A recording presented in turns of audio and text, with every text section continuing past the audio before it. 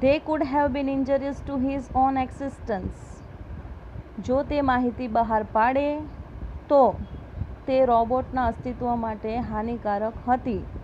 અને જો માહિતી બહાર પડી જાય તો રામસિંગ 070 દ્વારા માહિતી બહાર પાડવામાં આવે તો તેનાથી તેના માલિક પ્રેમ ચોપડાને પણ નુકસાન થાય. A threat to the robot's life, અને તે જ રોબોટની લાઈફને નુકસાનકારક બને. ઇફ હી રિવીલ્ડ ધેમ, જો તે માહિતી બહાર પાડે, હી કુડ ડિસઓબે હિઝ માસ્ટર, તો તેને માલિકની હુકમનો અનાદર કર્યો કહેવાય. ઇફ હી ડીડ નોટ, જો તે માહિતી બહાર ન પાડે, હી વુડ હાર્મ અધર્સ, તો તે લોકોને નુકસાન પહોંચાડે. ધીસ કોન્ફ્લિક્ટ બ્રોટ રામસિંગ્સ એન્ડ, આ જટિલ આ સંઘર્ષથી જ રામસિંગે પોતાનો અંત કર્યો. આપણે જોયું કે એના 3 સિદ્ધાંત છે રામસિંગ રોબોટના, કે પહેલું તે તેના માલિકની આજ્ઞાનો અનાદર ન કરે. તો અહીં તેને એવું જ કર્યું, પોતાની માલિકની આજ્ઞાનો અનાદર કર્યો નથી. બીજું કે તે કોઈ પણ માનવને નુકસાન પહોંચાડશે નહીં. તો અહીં પણ તેને એવું જ કર્યું છે, તેને કોઈ વ્યક્તિને નુકસાન પહોંચાડ્યું નથી. માલિકની આજ્ઞાનો અનાદર કરે તો પણ તે તેના જે સિદ્ધાંત છે એના વિરુદ્ધમાં કહેવાય. તો એને એવું અહીં કશું જ કર્યું નથી. એ બંને કરવા કરતાં તેને પોતાની જાતને જ નુકસાન કરવાનું પસંદ કર્યું.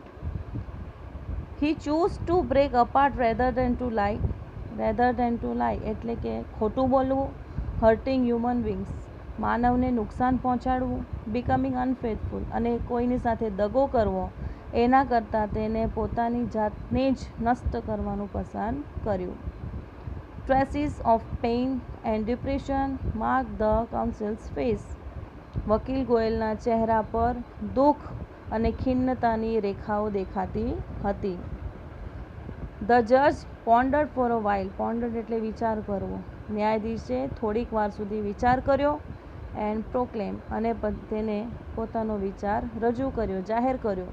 The court ડિક્લેર્સ Prem Chopra guilty of theft, એટલે કે ન્યાયાલયે પ્રેમ ચોપડાને ચોરી માટે દોષી ઠેરવ્યો.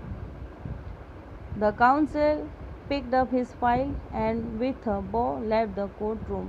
પછી વકીલે પોતાની ફાઇલ ઉચકી, કોર્ટરૂમમાં ન્યાયાલયમાં પોતાનું માથું નમાવી તે ન્યાયાલયની બહાર નીકળી ગયા. તો આ પાઠ અહીં પૂરો થાય છે. તમે આ પાઠનું રિવિઝન કરજો. અને આ પાઠ પૂરો થઈ ગયો છે. હવે એનું 25 માર્કનું પેપર લેવાશે, જેનું તમે રિવિઝન દ્વારા મોઢે કર્યા પછી તેની ટેસ્ટ આપશો. Okay, thank you.